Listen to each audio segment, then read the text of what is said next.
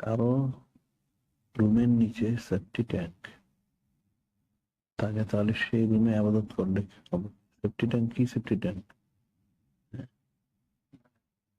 রুমের নিচে থাকলে তাতে কি আছে? এটা কি গন্ধ আসে না এখান থেকে? তাহলে বার কি? এখন তো সব জায়গায় মানুষের অ্যাটাচ বাথরুম থাকে না, তাই নামাজ হবে না? এটা হবে না কেন? রুমের নিচে থাকুক, পাশে থাকুক বাথরুম, মানুষের তো বাথরুম থাকে, বা অ্যাটাচ বাথরুমের মধ্যে থাকে না, এটা নামাজ হবে না কেন?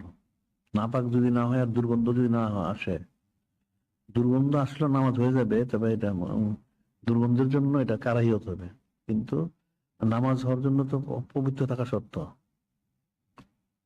দুর্গন্ধ না আসে সেই ব্যবস্থা করতে হবে। নামাজের জন্য শুদ্ধ শর্ত হলো পাক থাকা।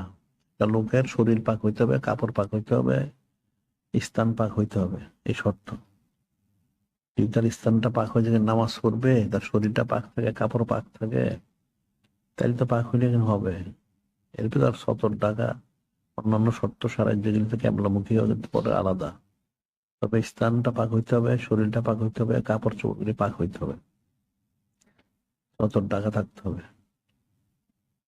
এখানে আর সেফটি ট্যাঙ্ক আছে কাছে না দূরে সেটা দেখার বিষয় না।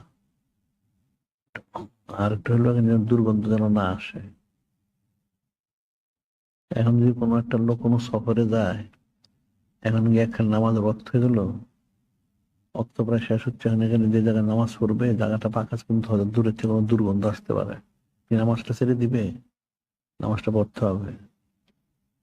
চেষ্টা করবে যেখানে গন্ধ নাই, দুর্গন্ধ, সেখানে নামাজটা পড়ার জন্য।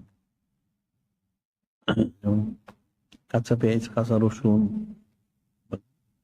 মূলা, গাজর, যেগুলি গন্ধযুক্ত, এগুলি খেয়ে নামাজ পড়া মাকরু, মসজিদে যাওয়াটা মাকরু, দুর্গন্ধটা দূর করে নামাজ পড়তে হবে।